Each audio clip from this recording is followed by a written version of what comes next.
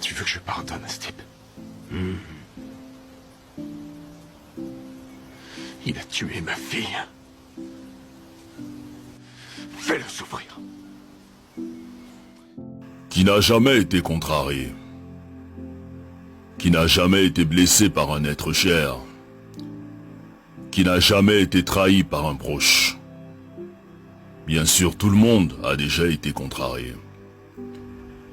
Et il arrive que lorsque la blessure est trop profonde, on a du mal à pardonner. On se dit hors de question de pardonner. Ce que cette personne m'a fait est inacceptable. Mais à cet effet, que signifie donc pardonner? Pardonner, c'est le fait de ne pas tenir compte d'une offense qu'on t'a faite, d'une erreur, d'une faute. C'est le fait de renoncer à punir, de renoncer à se venger, de renoncer à rendre le mal par le mal. Seulement, il n'est pas facile de pardonner à une personne qui t'a fait du mal. Surtout, si tu croyais en elle, que tu avais confiance en elle. Tu préfères la garder prisonnière et tu refuses de lui pardonner. Le souci est que lorsque nous refusons de pardonner, nous nous constituons nous-mêmes comme étant prisonniers. Et on commence à développer la haine, à développer l'amertume, à cultiver la jalousie et à cultiver la rancune. Et pourtant tous nous souhaitons que Dieu nous pardonne. Pour nos erreurs, nos offenses, nos imperfections et nos failles. Mais nous refusons de pardonner les fautes des autres, comme si nous n'avons jamais fait du mal à personne, comme si nous étions irréprochables. Qui donc peut oser dire qu'il n'a jamais fait du mal? Qui est parfait? Qui n'a jamais commis d'erreur? Qui n'a jamais fait le moindre mal?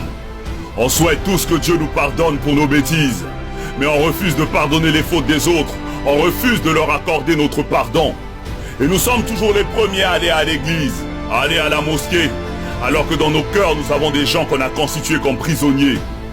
Mais jusqu'à quand allons-nous porter ces fardeaux? Jusqu'à quand allons-nous refuser de pardonner? Mais qu'est-ce qu'on gagne à détester ceux qui nous ont offensés? Parce que celui qui pardonne est celui qui a décidé d'avancer. Celui qui pardonne est celui qui a décidé de se libérer. Celui qui pardonne a fait le choix de donner un cadeau à quelqu'un même s'il ne le mérite pas. Parce que la rancune est une lourde pierre que celui qui pardonne n'a pas envie de transporter. Quand tu décides de pardonner, tu le fais d'abord pour toi-même. Tu le fais pour avoir la paix. Tu le fais pour avoir la tranquillité. Tu le fais pour être libre. Parce que celui qui refuse de pardonner est un meurtrier qui s'ignore. Pardonner, ce n'est pas oublier, ni cesser d'aimer, mais c'est se libérer d'un fardeau, c'est se soigner, c'est relever la tête, c'est prendre son chemin avec le sourire pour avoir un meilleur lendemain. Pardonnons à toutes ces personnes qui nous ont blessés. Pardonnons pour que le Tout-Puissant à son tour puisse nous pardonner. Pardonnons pour être au-dessus de ceux qui nous ont contrariés. Pardonnons pour retrouver la paix et progresser.